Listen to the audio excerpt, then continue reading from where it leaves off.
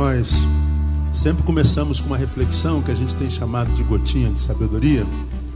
Eu queria levá-los a Filipenses capítulo 4. Nós vamos na gotinha do saber dessa quarta-feira. Vamos a Filipenses capítulo 4.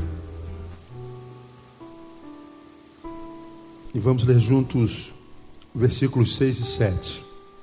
Filipenses 4, versículos 6 e 7. Você já achou, amém? Vê se está escrito assim na sua Bíblia: não andeis ansiosos por coisa alguma, antes em tudo sejam os vossos pedidos conhecidos diante de Deus pela oração e súplica, com ações de graças. Aí vem uma condicional. Aí então, a paz de Deus, que excede todo entendimento, fará o que? Lê comigo. Guardará os vossos corações e os vossos pensamentos em Cristo Jesus. Amém, amados? Senta um pouquinho. 5 minutinhos. Esse é um dos meus textos prediletos na Bíblia Sagrada. E para mim, claro, a Bíblia é toda pertinente, mas esse é um dos textos mais pertinentes entre todos os pertinentes da Bíblia. Porque fala de uma bênção que na minha concepção é uma das mais necessitadas no tempo que se chama hoje. Ele diz: e a paz de Deus. Que paz é essa? É uma paz que excede todo entendimento. Portanto, não há entendimento na terra que possa explicar esse tipo de paz que Deus dá. É uma paz que Ele tem prometido para mim, para você, para nós. Ele diz assim: olha, essa paz não adianta que o cientista não entende, não adianta que o filósofo, o teólogo não entendem, não adianta tentar buscar na terra uma explicação para ela, porque essa paz não é de origem humana, ela não é endógena, ela não vem de dentro, ela vem de fora, ela é exógena, ela vem de algum lugar para dentro de vocês. Então essa paz, que é promessa de Deus, ela emana do próprio Deus, portanto não há como entendê-la. E essa paz, quando vem de Deus, diz o texto, ela guarda, ela protege. E protege o quê? Nossos corações e os nossos pensamentos. Guarda o nosso mundo interior enquanto emoções, coração, e guarda o nosso mundo interior enquanto razão, nossos pensamentos. Então, essa promessa de Deus é uma promessa que vem do próprio Deus, emana dele, a origem é ele. E essa promessa vem para dentro de nós, e ela pega a nossa razão e diz assim: ó, você não vai se descontrolar jamais. Haja o que houver, aconteça o que acontecer do lado de fora, do lado de dentro você vai manter o equilíbrio. Viva você no tempo em que você estiver vivendo. Você pode estar vivendo o tempo mais calamitoso da história dos homens. A minha paz vai guardar a tua razão. Você não vai se desesperar, você não vai se perder. Eu vou guardar a tua razão, vou guardar teu pensamento. Mas diz que não guardaria só a nossa razão, porque um ser humano não é composto só de razão. Ele é composto de emoções. Aliás, nós somos 80% de emoções e 20% de razões. 80% de emoção e 20% de razão. Então ele guardará não só a nossa capacidade de raciocínio, nosso equilíbrio, mas também guardará o nosso coração. Ele vai cuidar das nossas emoções.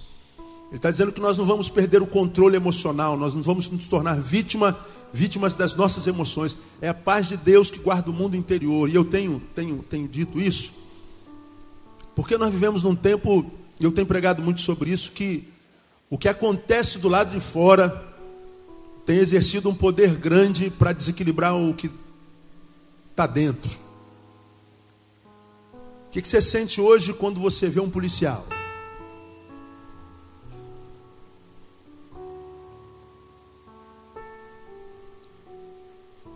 Hoje eu estava ouvindo Boechat dizendo na rádio: olha, se um dia eu for assaltado, for levado como refém, se levarem como refém a minha esposa, meus filhos ou alguém que eu amo, ele é um homem marcado pela dor, como qualquer cidadão carioca. Ele diz: por favor, senhores policiais, não se metam, eu resolvo com um bandido. O que ele está dizendo com outras palavras? Quem consegue ler? Ele está dizendo assim: eu confio mais nos bandidos do que em vocês. Agora, essa é a palavra de alguém que está completamente envolvido pelo hoje, pelo que aconteceu nesses últimos dias. Polícia mata um menino, polícia mata uma menina de 21 anos, dia seguinte, agora mata um administrador que era pastor evangélico. A mídia não disse isso. Um homem de Deus, um pastor evangélico, jovem, 35 anos. E você vê a polícia tirando aquele homem como se o bandido fosse, de dentro do carro, como se fosse um saco de batata. Não é? E o que não é mais grave, o mais grave é você, o chefe, vendo o chefe de todos, o Beltrame, falando assim: a polícia agiu corretamente. Vamos ver se um filho dele é sequestrado e se a polícia tratar da mesma forma, se ele vai pensar da mesma forma, vai dizer a mesma coisa. Quem sabe um dia aconteça com a mãe dele, ver se ele vai dizer a mesma coisa. O fato é que quando a gente vê esse tempo de barbárie, e a gente vê o diabo tendo tanto sucesso na cidade do Rio de Janeiro, o diabo está vencendo, os frutos das trevas estão proliferando sem intervenção nenhuma do bem. A gente não sabe mais quem é um agente do bem, quem é um agente do mal. Parece que a diferença só está em que um usa a farda e outro não usa, mas parece que é tudo a mesma coisa. Então a gente vê esse estado calamitoso de ser do lado de fora, a gente muitas vezes se percebe desequilibrado do lado de dentro. Nunca se viu tanta gente com síndrome de pânico, cara, é assustador. Não há um dia na minha semana que alguém não me ligue pedindo ajuda por causa de síndrome de pânico, de transtornos obsessivos compulsivos de alguma ordem, de alguém que não esteja perdendo o controle. Não há, amados, sem menor exagero, não há um dia em que eu não tenha contato com alguém que está perdendo o controle. E a maioria dessas pessoas se fala assim: o que aconteceu contigo? Não aconteceu nada. Não enquanto indivíduo, mas aconteceu com ele enquanto sociedade. Porque quando acontece com qualquer um dos cidadãos brasileiros, está acontecendo conosco. De modo que o que acontece lá no indivíduo, corporalmente falando, acontece com o resto da sociedade emocionalmente falando. Então, quando tiram lá aquele administrador que era um pastor evangélico, que era vítima, que foi o sequestrado, e que foi morto como se parceiro fosse do que o sequestrava, e tiram-no do carro como um saco de batata, isso aconteceu com ele enquanto indivíduo, mas enquanto sociedade, aconteceu comigo, e aconteceu com cada um de vocês. E isso tem o poder de mexer com as nossas emoções. Aí, essa palavra de Deus, eu acho que ela é muito pertinente para esse tempo que se chama hoje, porque o Senhor está dizendo assim: olha, filho, se você está em Cristo, você vive pela palavra, eu tenho uma promessa a liberar sobre o seu coração. Aconteça o que acontecer do lado de fora, a paz de Deus guardará os vossos pensamentos e os vossos corações em Cristo Jesus. A paz de Deus, mesmo que a guerra se instaure, se instale em todas as regiões na qual você habita, do lado de fora, do lado de dentro, essa paz que você não vai conseguir explicar e ninguém vai conseguir explicar, ela vai guardar o vosso coração em Cristo Jesus. Mas essa paz é prometida para todo mundo? Não. O versículo 6 diz: não andeis ansiosos por coisa alguma. Antes em tudo sejam os vossos pedidos conhecidos diante de Deus como? Leia para mim, por favor.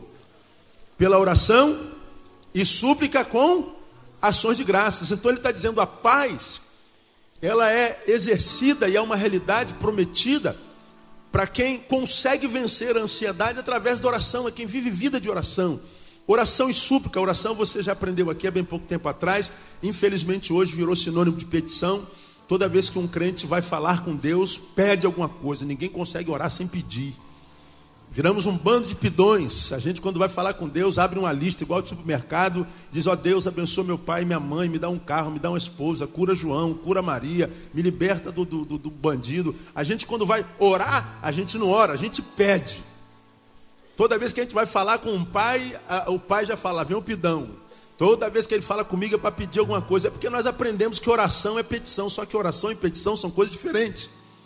Esse texto diz, com orações é o simples fato de estar na presença de Deus e manter uma relação pessoal com Ele, quem sabe através do diálogo. Deus fala contigo através da palavra e você fala com Ele através da oração, mas sem pedir nada. Falar sem pedir, como você conversa com qualquer ser humano que está do seu lado, bate um papão e não pede nada para Ele, mas a gente não consegue conversar com Deus sem pedir nada. Aí ele diz, a paz é uma promessa para quem não anda ansioso e vence a ansiedade através da oração e oração. Ele está dizendo, eu quero desenvolver uma relação com você na qual você não me peça nada. É aquela na qual você entra na minha presença não para tirar alguma coisa de mim, mas simplesmente para estar comigo. Você entra na minha presença não só por causa daquilo que eu dou, mas por causa principalmente daquilo que eu sou. Isso é oração, isso é vida devocional. Mas aí ele diz, com orações e súplicas. A súplica é petição. Por favor, eu te suplico, meu irmão, me faça isso. Súplica é isso. Oração é estar e falar com Ele sem pedir nada.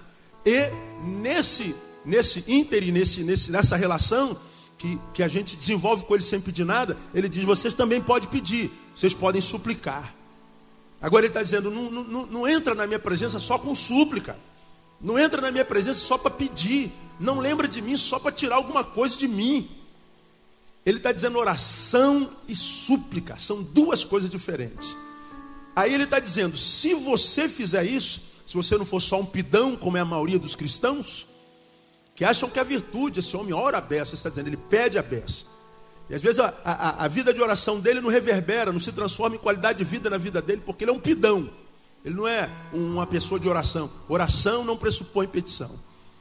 Ele está dizendo, quando você ora, quando você está na minha presença por causa daquilo que eu sou, e também suplica, está na minha presença por causa daquilo que eu posso fazer na tua vida, aí sim, filho, a paz de Deus guardará o vosso interior.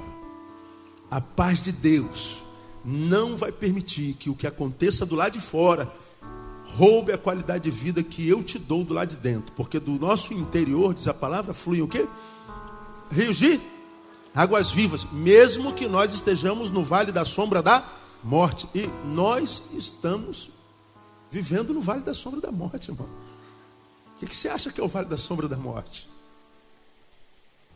Eu não sei como é com você, mas você mora na mesma cidade que eu. Eu tenho dito isso aqui repetidas vezes.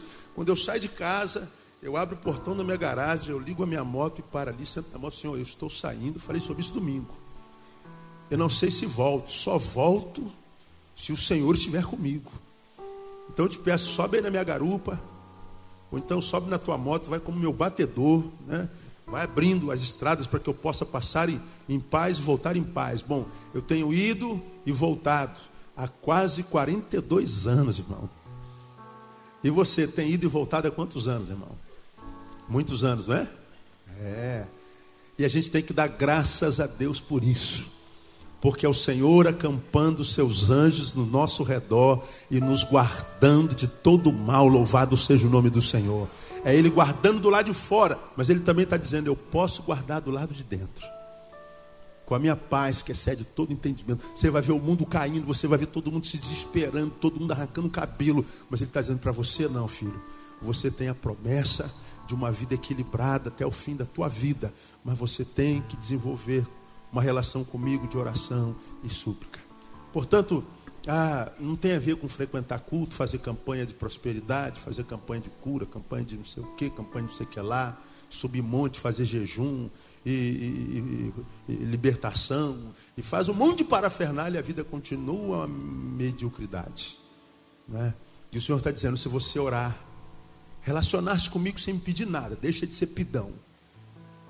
Mas também nessa relação suplicar, aí você pode pedir, pode esperar. Você vai ser alvo da paz que emana do meu coração, diz o Senhor. Eu vou guardar a tua razão, e vou guardar a tua emoção. E aí, irmão, que acabe o mundo, a paz de Deus, que excede todo entendimento, vai continuar guardando o teu coração até o dia de Cristo Jesus. Quantos querem essa paz aí? Diga assim, Senhor, dá-me essa paz. O Senhor te responde, já é tua, filho. Basta você orar e suplicar na minha presença. Vamos aplaudir ao Senhor, amado, porque Ele é digno. Aleluia.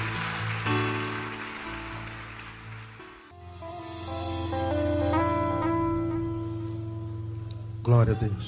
Marcos capítulo 6. Amados, nós começamos quarta-feira passada uma série de palavras que nós simplesmente denominamos o pão de Deus. E introduzimos na quarta-feira passada, por engano não, por uma jesuicidência, eu que deveria pregar o segundo tópico na quarta, preguei domingo passado de manhã. Porque domingo de manhã eu estou fazendo uma outra série de sermões que é sobre o livro de Salomão, de Sábio Salomão, de Provérbios, que diz que sobre tudo que se deve guardar, guarda o quê? O teu coração. Então nós aprendemos que a gente precisa guardar o coração sobre todas as coisas, logo, portanto, é possível que nós percamos o nosso coração. Então, o coração é algo que a gente pode perder. E nós vivemos numa sociedade que perdeu o coração, pelos frutos conhecereis, e eu preguei alguns meses atrás, talvez já há um ano, por que a gente não pode perder o coração. Aí no domingo retrasado eu comecei, uma vez que a gente já sabe que não pode perder o coração, como é que a gente faz para que o nosso coração não se perca nessa sociedade, nesse mundo mau que a gente está vivendo, para que o nosso coração não vire uma pedra, não se vire um coração empedernido. E a gente começou a falar sobre como não se perde o coração. Uma vez que eu não devo perder o meu coração, como é que eu faço para não perdê-lo? Então, esse é a série de sermões que eu faço no domingo.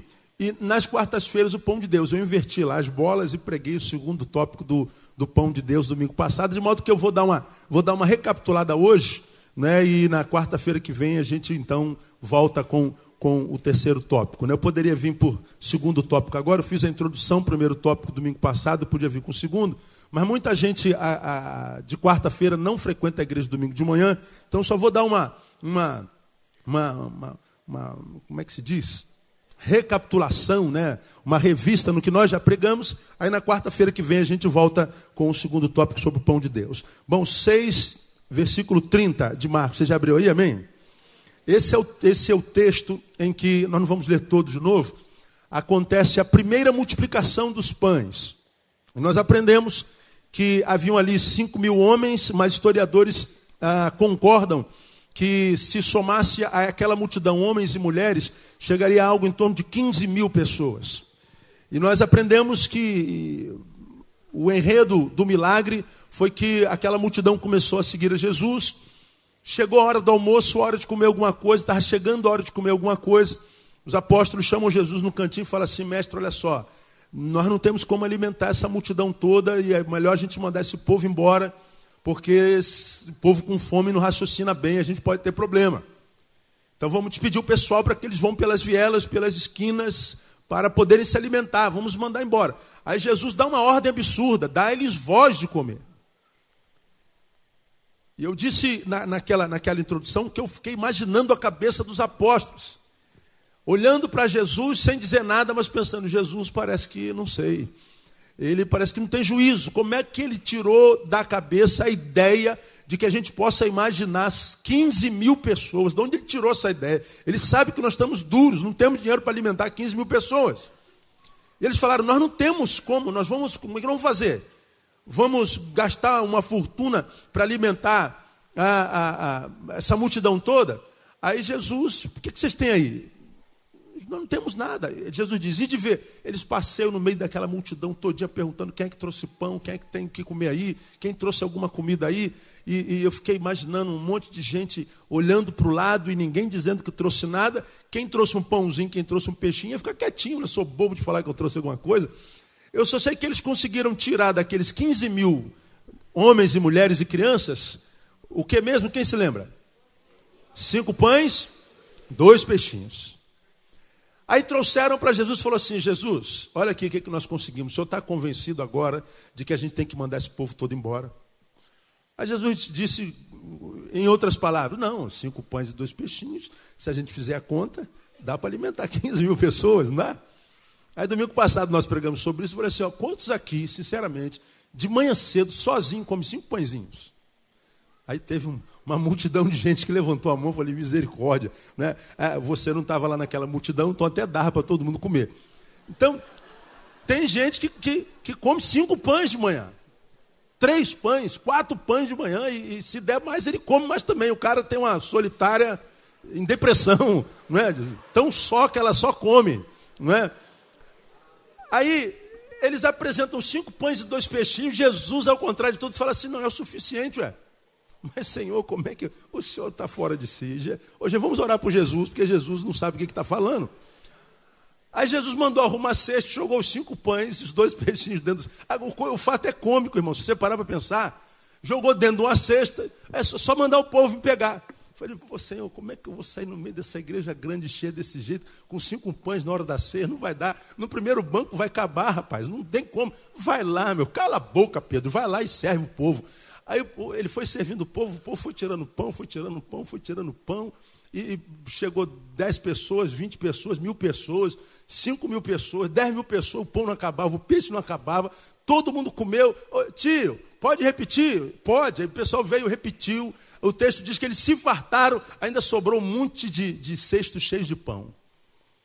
E nós aprendemos naquele estudo que quando a Bíblia relata a multiplicação do pão, ele não relata só o pão de trigo, ele relata que o fato de que Deus é capaz de fazer multiplicar na nossa vida toda a provisão, tudo que é básico, tudo aquilo sem o que um ser humano não é ser humano pleno.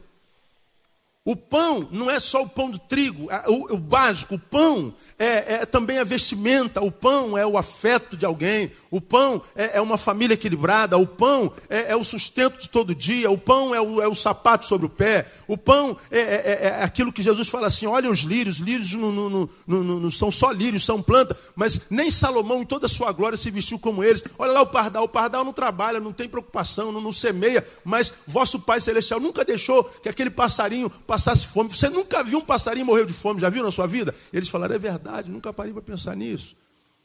Pois bem, porque o Pai dá a eles o que eles precisam para viver uma vida digna. Então o que esse texto sobre todas as coisas ensina para os apóstolos e aos seus filhos hoje, é que nós servimos a um Deus que diz assim: olha, o básico não vai faltar na sua vida jamais. Eu sou aquele que posso chamar o que não é como se já fosse.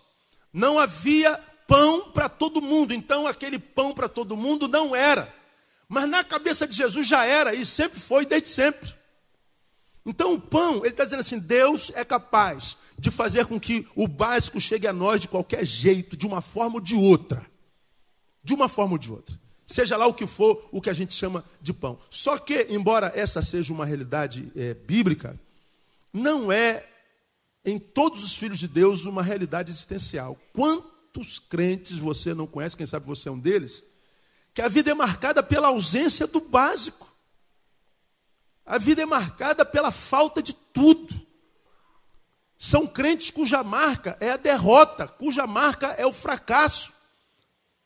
São crentes cujos projetos são sempre projetos inacabados. Ele começa um monte de projetos, não acaba nenhum. A vida dele parece que é um equívoco, parece que ele está debaixo de um urucubaca. E a gente disse lá, ele serve ao Deus do céu, Criador do universo. Aquele que diz que detém na mão todo o poder que há no céu, na terra, debaixo da terra. Aquele que diz que é dono da prata e do ouro. Aquele que fez o pão brotar da terra, que fez a carne cair do céu. Aquele que tirou água da rocha. Ele serve a esse Deus, mas a vida dele parece como vida de quem serve um Deus chamado mulambo. É uma vida mulambenta, uma vida embaraçada, uma vida toda errada, a vida está tudo fora do lugar. Serve a um Deus como esse que a gente prega, mas a vida dele parece que é como quem é servo de tranca-rua, está tudo trancado. Todas as portas estão fechadas, nada se abre. É como aquelas portas que se abrem na medida que a gente chega perto dela, ela abre. Aí quando tu passa, ela fecha. Aí tu, pô, que negócio legal. E quando tu volta, ela abre de novo. Né? Outro dia eu vi uma criança ali no Carrefour brincando, um garotinho. Ele parava, aí a porta abria e ele ria que se acabava, aí entrava. Quando a porta fechava, ele voltava de novo, a porta abria, ele chegava do outro lado, ria que se escangalhava. Ele chegou a deitar no chão e rolar no chão, porque a porta abria e fechava. E eu de longe olhando o moleque morrendo de rir, só não rolei no chão. Mas ele estava vibrando com a porta que abria e fechava. Ele tem uns 5 anos, 4 anos. Como eu me diverti com aquele moleque. Agora tem gente que ele sabe que a porta é assim, ela abre e fecha. Todo mundo entrou, ele estava numa fila, aí o primeiro da fila entrou, a porta abriu. O segundo entrou, ele era o 20º. O 19 entrou, a porta abriu. Quando chega a vez dele, ele vai entrar, pum, a porta não abre. Eu falei, pelo amor de Deus, irmão. Pergunta o irmão que está do seu lado, tu é assim, irmão? Pergunta ele aí.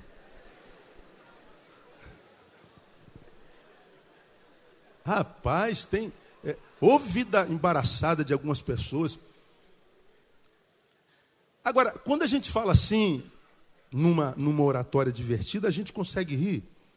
Mas na prática, quem vive uma vida embaraçada dessa, vive cheio de interrogações na cabeça. Por que a minha vida não flui, cara? Eu estou com 30, estou com 40, minha vida é uma sucessão de fracassos. O pão de Deus não se multiplica. Quando é que o pão de Deus se multiplica na nossa vida?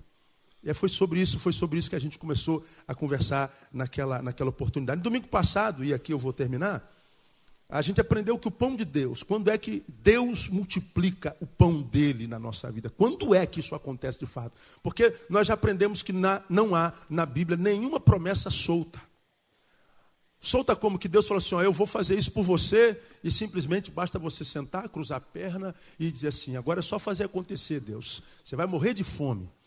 Nenhuma promessa na Bíblia é solta, todas elas carregam em si a verdade da promessa, mas também carregam em si a minha responsabilidade para ajudar a Deus a fazer aquilo acontecer, para possibilitar a Deus fazer acontecer aquilo na minha vida. Inclusive aquela de Mateus capítulo 28, falamos no domingo passado, quando ele diz assim, eis que estou convosco o quê? Quantos dias, irmãos? Até quando? A consumação do Senhor. Quantos acreditam nessa promessa aí? Diga, eu creio, Senhor. Pois bem, mais alguns de vocês, dos que nos ouvem no site, os que ouvirão essa mensagem através de outros sites e de CDs, vivem uma vida que parece que Deus passa longe de você. Não acontece. Aí você diz, Deus mentiu? Não, porque esse texto diz, mesmo esse texto, que Ele estaria conosco, se nós fôssemos, pregássemos o Evangelho, batizássemos e ensinássemos. Ide, portanto, pregar o evangelho a toda criatura, ensinando-os, batizando-os e ensinando-os a guardar todas as coisas que eu vos tenho mandado. E aí então, estou convosco todos os dias até a consumação dos séculos. Então, essa promessa vem com uma condição. A paz de Deus, que excede todo entendimento, acabamos de falar no início do culto, começamos com essa palavra hoje. Essa paz que guarda o nosso mundo interior, a despeito da desgraça que há no exterior, ele está dizendo que é uma promessa de um Deus que não pode mentir, todavia não é promessa para todo mundo, é promessa para quem? É para quem vence a ansiedade através da oração e da súplica.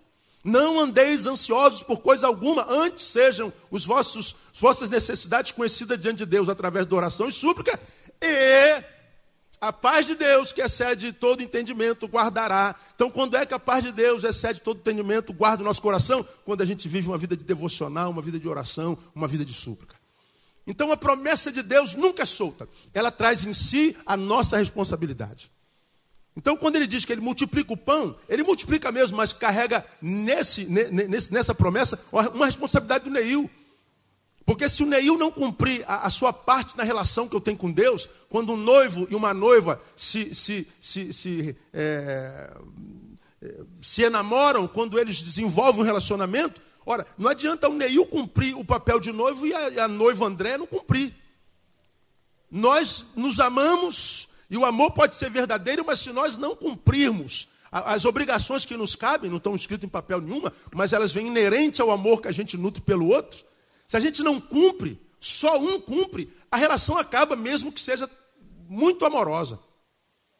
Então, nossa relação com Deus não é relação de servo e senhor, seja da parte de lá ou da parte de cá. Porque ele disse, eu já não vos tenho chamado o quê? Servos. Porque o servo não sabe o que faz o seu senhor. Mas eu vos tenho chamado o quê? Amigos. Então, nem Deus quis ser senhor nosso. Ele quis ser amigo. Muito menos nós seremos senhores de Deus. Deus, tu prometeste, pode cumprir, porque senão eu te boto na justiça. Não teve um caso desse lá, onde é que foi que um cara botou Deus na justiça? Alguém acompanhou isso na internet algum tempo atrás? Lembra onde foi? Eu estou tentando lembrar qual foi o país. O camarada botou Deus na justiça. De verdade. Porque algumas promessas da Bíblia não se cumpriram na vida dele. Aí saiu em todos os jornais aquele idiotismo lá. Não dá em nada, evidentemente, né? Porque se Deus não cumpriu é porque ele falhou no seu papo lá, na sua relação. Então, o pão de Deus, quando ele se multiplica, aí nós aprendemos domingo passado, o pão de Deus é multiplicado na minha vida quando esse pão é a devolução do que nós mesmos lhe entregamos. Por que que o pão lá na multiplicação dos pães foi multiplicado de forma que saciou a fome e o básico de todo mundo? Onde é que o milagre começou a acontecer? Por que que o milagre foi viabilizado? Como? Qual foi a dinâmica? Porque quando eles vieram a Jesus dizendo que havia um problema que poderia gerar uma catástrofe, Jesus diz assim, olha, o que vocês têm aí? E de ver. Eles foram. Começou na obediência, evidentemente. Agora, eles não só obedeceram e saíram pelo arraial procurando o que tinha na mão daquela pessoa, aquela gente toda. E eles acharam 5 pães e 2 peixinhos. E eles então pegaram os 5 pães e 2 peixinhos e entregaram a quem? A Jesus. Eles pegaram o pão que Jesus iria multiplicar e deram a Jesus. De modo que esse texto me ensina que Deus só multiplica o que a gente coloca na mão dele. Você pode repetir isso comigo? Quero que você nunca mais esqueça disso. Diga assim, ó, Deus só pode multiplicar o que eu mesmo coloco na sua mão. Se não chegar à mão de Jesus, o pão falta.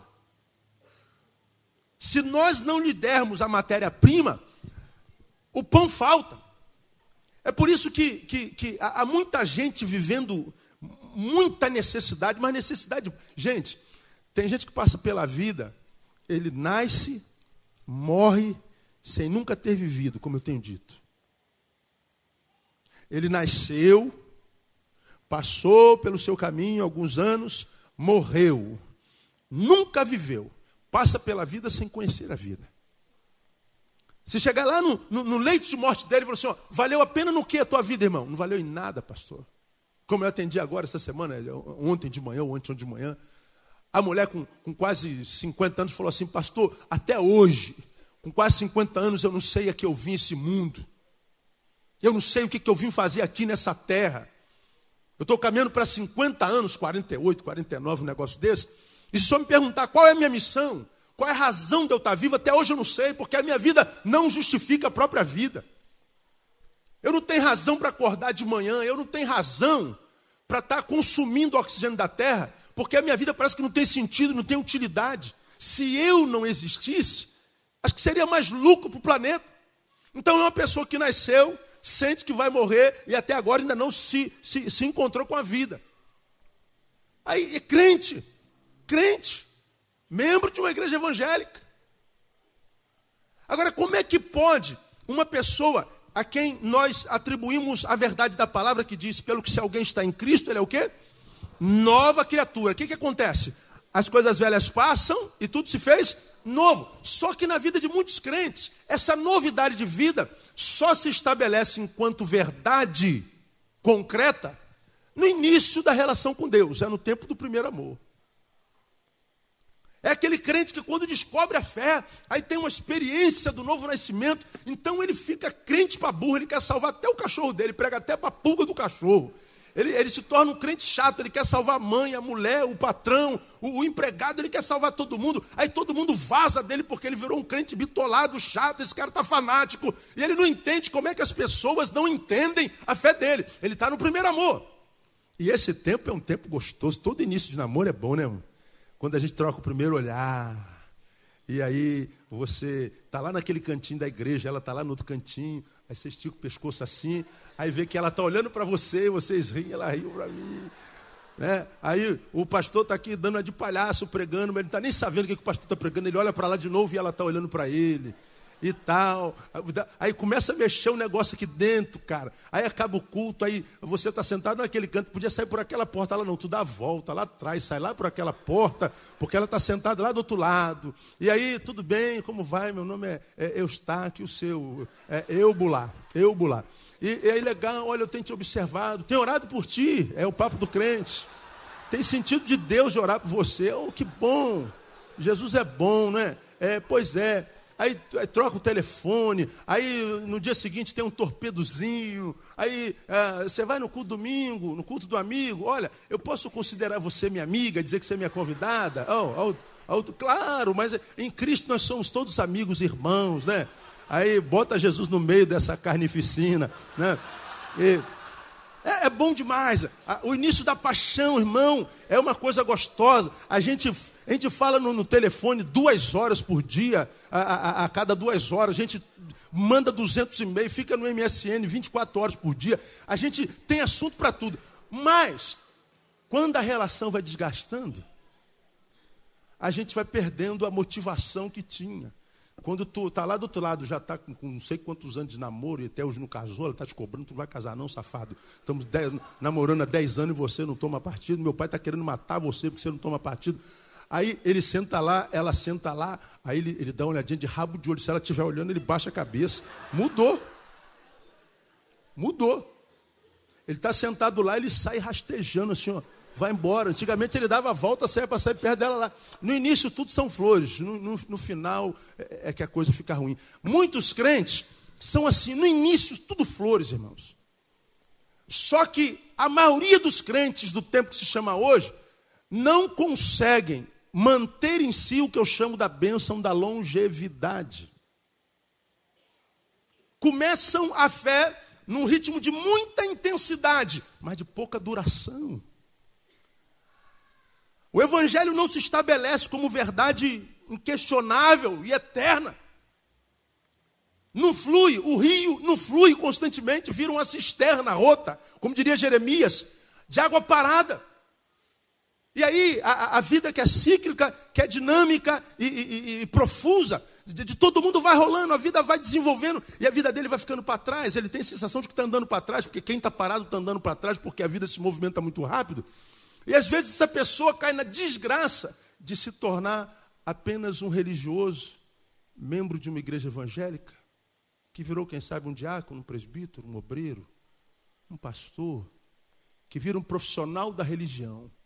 E ele sabe tudo sobre a igreja, sobre a denominação, sobre o estatuto, sobre o regimento interno. Ele anda de gravata para lá e para cá. Ele é aquele cara que está sempre escandalizado com a alegria de todo mundo, metido mais santo que Jesus. E ele agora precisa da instituição para ter a sensação de que ainda tem uma relação com Deus. De modo que ele é o cara que arruma a planta da igreja, ele carrega a caixa, ele é quem fecha a porta do templo, ele é quem troca a lâmpada, ele é quem coordena a chave do prédio de educação, ele é o que segura o controle do portão para abrir para o carro, ele é aquele cara que sabe tudo da igreja, ele está ali há 30 anos, mas ele só é aquilo ali dentro do templo. E ele precisa daquele templo para ter a sensação de que ele está servindo a Deus de alguma forma. Porque na sua intimidade, na sua particularidade, na sua individualidade, na sua subjetividade, ele não tem mais essência de Deus e ele não tem mais alegria espiritual. Se tirar dele o cargo, ele morre espiritualmente. Aliás, ele se encontra com a sua realidade, porque morto ele já está. E aí nós vivemos algumas realidades na igreja evangélica, alguns vão desanimando no caminho, aí aparece um irmão com muito boa intenção, mas com muito pouca reflexão, e fala assim, pastor, dá um cargo para ele, para ver se ele anima. Acontece isso ou não acontece? Dá um cargo para ele, para ver se a gente anima ele. Aí o que acontece? Tem gente que vai lá e dá um cargo para ele. Aí ele vai, caraca, agora eu sou presidente da juventude, aleluia. Aí o que ele vai fazer? Ele vai botar culto todo dia, ele vai botar vigília toda noite, ele vai botar jejum todo sábado e domingo, ele vai subir para o monte toda sexta-feira, e ele vai querer botar a juventude no fogo e no óleo. Mas porque ele está no cargo. Se tira o cargo, ele não tem relação individual com Deus. Por que começou tão pujantemente, tão tão cheio de óleo, tão cheio de fogo, e a coisa vai fenecendo. Por que o pão parou de ser servido? É porque ele deixou de colocar na mão de Deus alguma coisa. O pão é o essencial. Deus multiplica o pão da finança quando nossa finança está na mão dele. Deus multiplica o meu dinheiro quando o meu dinheiro está na mão dele.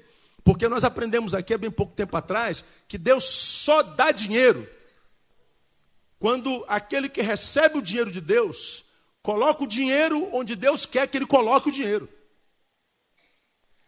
Agora, se você imagina que Deus vai prosperar a tua vida, sabendo ele que você não é um investidor no reino, você está enganado. Deus não pode dar dinheiro de sobra para quem ele sabe não colocará o dinheiro onde ele quer que o dinheiro seja colocado.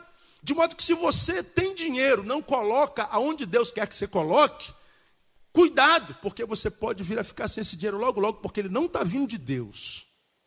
Não é produto da graça de Deus. Isso é complicado, embora seja muito simples. Por que muitas vezes Deus não pode fazer um rebuliço na minha vida pessoal, enquanto vida social, vida profissional, vida emocional, relacional? Por que a minha vida Deus não pega e transforma num jarro de honra, num vaso de glória? Porque a minha vida não está na mão dele.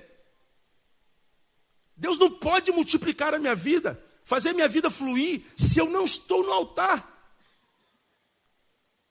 Lá em Levítico, quando Deus instituiu a lei do sacrifício, em Levítico diz uma coisa muito interessante: o fogo arderá. Quem sabe? Como? Continuamente. Aonde? Sobre o altar. E não se apagará. Aonde é, Josué, que o fogo arde continuamente, não se apaga? No altar. Então, onde é que a minha vida tem que estar para que o fogo arda constantemente e não se apague? No altar. Se minha vida não está no altar, eu sou um visitante na casa do Pai, se eu faço parte daquela legião de crentes que quando a gente está ganhando bem, a gente está na igreja. Se a gente ganha mal, a gente some da igreja. Se a namorada beijou, a gente dá um culto. Se a namorada beijou outro, a gente some da igreja. Se o meu carro é roubado, eu sumo da igreja. Se o meu carro aparece, eu volto para a igreja. Se eu estou bem emocionalmente, eu estou na igreja. Se eu estou mal, eu me afasto da igreja. Aí tu encontra um monte de gente afastada. Irmão, você está sumido da igreja, o que foi? Ah, pastor, eu estou passando por uns problemas aí. Ora, se eu estou passando por uns problemas aí, é aí que eu tenho que estar na igreja mesmo. Porque senão, para pensar, irmão. Eu sou o diabo. Aí pergunto, ô Vanessa, por que você está fora da igreja? Aí o pastor Rodrigo perguntou à ovelha Vanessa, Vanessa, você está sumida? Eu sou o diabo. Eu estou olhando vocês dois. O diabo, vosso adversário, anda ao vosso derredor, bramando como leão, buscando a quem possa tragar. Então, você está andando, ele está te rodeando. Aí o pastor Rodrigo encontra a Vanessa. Vanessa, que você está sumida? Aí a Vanessa fala assim, não, pastor Rodrigo, é que eu estou passando por alguns problemas. Eu, o diabo, ouvi. Ah, é isso que tira você da igreja? Problema, Vanessa? Deixa comigo. O que você faria se você fosse o diabo? Problema no lombo dela. O que te enfraquece na intimidade com Deus? Mulher. Ah, pastor, ora por mim, pastor. Onde eu vejo uma saia, eu vou atrás, pastor. Pastor, pastor, eu não posso ver mulher, pastor. Ô, pastor. Aí uma vez eu falei por ele, então eu vou olhar para Deus te fazer boiola, tá bom? Não, o sangue de Jesus tem poder, pastor. Você está amarrado, que é isso? O que você quer então? Não, aí não, pastor, é demais. O que você quer então? Aí o diabo ouve assim, qual é o teu fraco mesmo, irmão? Mulher, pastor. Cara, tu pode ser um monstrinho gospel. O diabo vai fazer chover mulher no teu lombo. Mano. Tá pensando que é brinquedo? Aí o crente, ele dá arma para o diabo nos matar. Agora, eu sou o diabo. Aí o pastor Rodrigo encontra com a Vanessa, aqui no primeiro banco, todo culto. E ela dança aqui no palco, essa menina está sempre bem. E quando não está bem, ela está bem também. Como é que está a Vanessa? Pastor, não estou muito bem não. Mas o pastor está aqui pregando, olhando a Vanessa, celebrando. Ela acabou de me falar que não está bem, mas ela está celebrando. Ela acabou de falar que não está bem, mas ela está ali conversando com todo mundo, ela não está dando patada em ninguém. O O que foi? Não, Vanessa, pastor, eu estou passando por alguns problemas aí. Mas eu vi você adorando lá dentro, conversando com a Preta, conversando com o Dilson, conversando com todo mundo. Pastor, o problema é meu, não é deles. E me isolar não adianta nada. Então eu vou continuar adorando o Senhor. O problema está aqui hoje, mas não há problema que dure para sempre, não é? Então eu vou celebrar o Senhor, dando o Senhor ou não dando o Senhor. Eu vou celebrar o Senhor. E o diabo então fala assim, meu Deus, eu boto problema na vida dessa mulher, essa mulher adora. Eu boto outro problema na vida dela, adora. Meu Deus, eu estou botando problema nessa mulher a vida inteira, não adianta nada. Aí isso se chama resistir ao diabo. E quando a gente resiste ao diabo, sujeitos a Deus, o que acontece, irmão?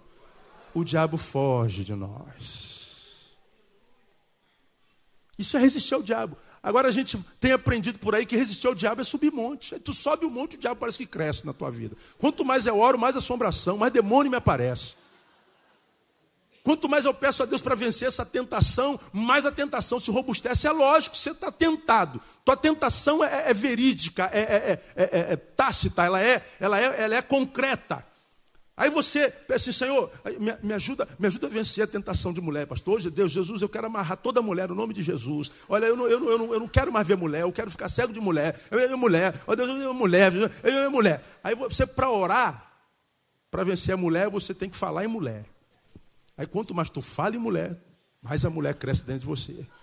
Aí quanto mais a mulher cresce, mais tu ora para vencer a mulher. Quanto mais tu ora para vencer a mulher, mais tu tem que falar de mulher porque está orando. Quanto mais tu fala de mulher na oração, mais a mulher cresce. Aí tu ora mais, aí tu fala mais de mulher. Aí tu vira um cachorro correndo atrás do rabo.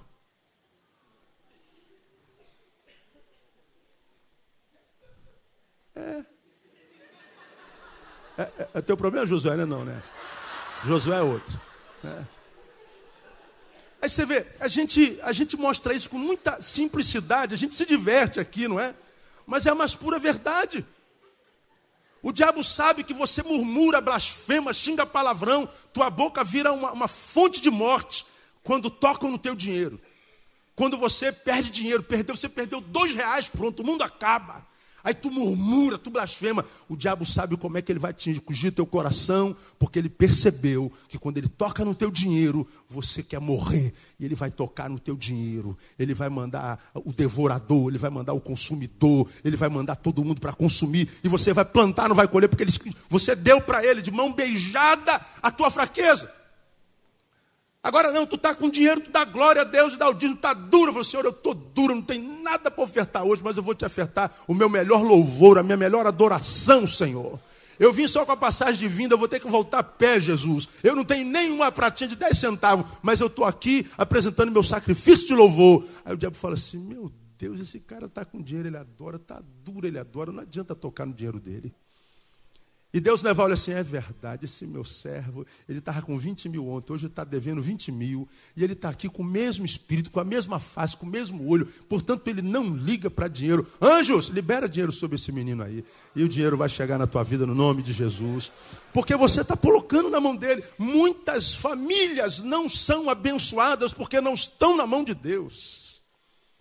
Deus não multiplica, não supre a necessidade familiar, porque a família não está na mão de Deus. Deus não é senhor da sua casa.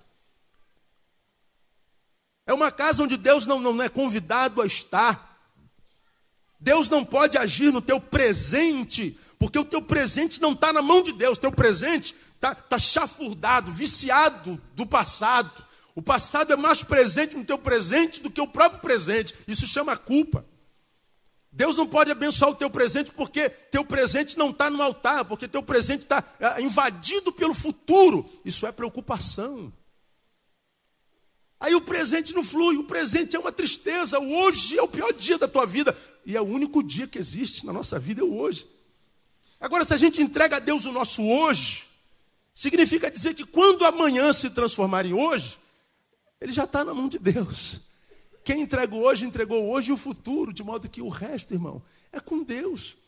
Então, quando é que o pão é suprido? Quando é que o pão é multiplicado? Quando é que o básico não falta na minha vida? Quando é que Deus multiplica o meu pão? Quando eu pego o pão que eu tenho e coloco na mão de Deus. Portanto, o que Deus me dá é devolução do que eu mesmo dou a Ele. Eu termino, já passamos da hora. Como terminei no domingo passado, eu me lembro de 2 Reis, que é capítulo 4, capítulo 17, de 8 a 15, Deus chama Elias, manda ele fugir de Acabe e Jezabel. Vou para onde, Senhor? Como é que eu vou fugir? Que é isso? Eu sou profeta do Senhor, sou profeta do Altíssimo. Aí eu falei que Deus, ele tem as suas estratégias. Há momentos da vida que Deus fala assim: Moisés, o que você está orando aqui, clamando a mim? Diga aos filhos de Israel que marcha, manda ele bota o cajado na água que o mar vai se abrir. E o mar se abriu. Há tempo que a gente tem que pisar nas águas para o mar se abrir. Mas há momentos que Deus diz assim, ó: postai-vos, ficai parados e vede o quê? O livramento do Senhor. Há momentos na vida que a gente não tem que marchar, tem que parar. Aquietai-vos e saber que eu sou Deus. Ficar quietinho. Mas há momentos que Deus diz assim: foge. Foi esse caso aqui, foge.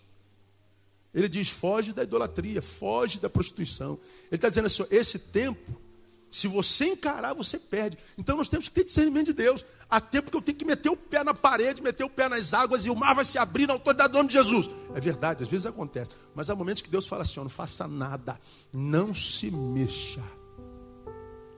Lembra? O que fazer quando não se sabe o que fazer? Nada. Há momentos que Deus diz: não faça nada. Mas, Senhor, eu não consigo ficar parado. Aprenda. Deus, eu tenho comichão. Mata o comichão. Esse é o tempo de você ficar parado. Obedeça. E há momentos que Deus diz assim: ó, volta, foge daqui, some, não encara. Mas, Senhor, eu estou no teu nome. No meu nome eu estou te dizendo: vaza. Ele vazou. Para onde eu vou? Vai para Sarepta. Para onde eu vou? Tu vai para casa de uma viúva, ela vai te sustentar. Eu falei: o senhor está dizendo, então eu vou para casa da viúva. Imagina ele caminhando aqueles quilômetros todinhos. Falei: pô, uma viúva vai me sustentar, meu Deus do céu. Então deve ser alguma viúva de algum milionário, sei lá, mulher deve ser, né? Deve ter bala na agulha. Aí ele chega lá, vai para a casa da viúva, aquela casinha de casebre, de pau a pique. Pô, Senhor, tem alguma coisa errada aqui, meu Deus do céu. E ele vai para o quarto. Chega a hora do almoço, ninguém bate na porta. Almoço. Passa a hora do almoço, ninguém bate na porta. Na hora de comer, aí ele não aguenta, não tem ética e educação que suporta ao som do estômago, né? Eu falei: irmã, não passou da hora do almoço, não?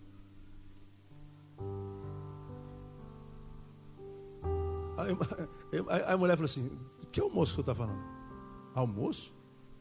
Não tem comida não? Comida? Aqui, moço, eu tenho um pouquinho de farinha para fazer um bolo para mim e meu filho, depois morrermos. É a última refeição. A gente come o bolo de farinha e água e morre. Aí se eu sou Elias, eu falei: meu Deus, olha para onde Deus me manda, cara. Deus me bota nós furados danada. Mas Elias não era eu. E Elias, cheio do Espírito Santo de Deus, fala assim: não, mulher. Pega esse pouquinho de farinha, faz um bolo, mas não faz para você e para o teu filho, não. Faz e dá para mim, para o profeta. Dá para o homem de Deus. Mas faz e dá para mim. Ela foi, fez o pãozinho lá dela, fez o bolinho dela e deu na mão do profeta. Se é hoje, ele fala assim: pô, que pastor safado sem vergonha. A mulher já está morrendo já e o safado está tirando o último centavo da mulher.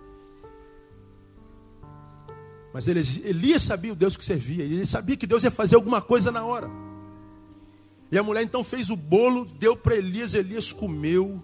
Diz o texto que nunca mais faltou farinha, faltou pão, e da botija nunca mais faltou azeite na vida daquela mulher. Diz o texto que Deus multiplicou para a eternidade, até o fim da vida dela, o pão. E por que Deus fez isso? Porque ela pegou tudo que tinha e entregou na mão do homem de Deus ou do Deus do homem. Porque Deus só pode multiplicar o que a gente coloca na mão dele. Aí aqui você sabe por que tua vida está como está. Cara, lembra, olha só, você casou apaixonadérrimo, meu. Lembra das loucuras que você fez? Como é que teu casamento pode ter acabado dessa forma? Para onde foi esse amor? Como é que pessoas que se amavam tanto podem acabar tão odiosamente? Como é que pode um negócio desse? Como é que você pode não perceber que tem coisa espiritual nesse negócio? Tua empresa, tua vida financeira não flui. Cara, não está na mão de Deus, meu. Até com relação à igreja lá do Apocalipse, ele diz, eis que estou à porta. Isso foi uma palavra para uma igreja.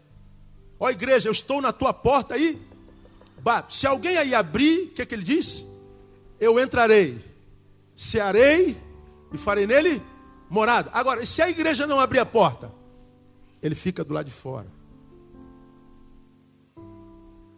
Deus é um Deus que não age como o diabo, mete o pé na porta da nossa vida, arromba a porta, entra e abençoa. Não, quem faz isso é o diabo. Deus não. Se alguém abrir, eu entro.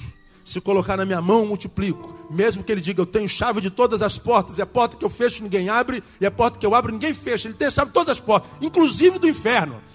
Mas quando é a chave da nossa vida, ele diz assim, essa só tem fechadura por dentro, essa porta aí. Se você abre e coloca na mão dele, ele está dizendo, eu multiplico. Se você não colocar na minha mão, é contigo mesmo. Você está dizendo que não crê em mim. Então, quando é que o pão falta na vida de um crente? Quando a gente não dá na mão dele. Então, eu queria terminar essa palavra dizendo para você, irmão, não precisa nem de fé, é só um pouquinho de raciocínio só. E caraca, o pastor está falando isso que tem sentido, cara. Eu estou andando tão distante, eu tenho vivido a minha vida por mim mesmo, tenho tentado com a minha própria capacidade. E esses anos todinho eu estou tentando com as minhas forças, e olha onde é que eu me trouxe. Olha onde eu vim parar. E Deus está falando, então, filho, para e muda a postura. Coloca na minha mão.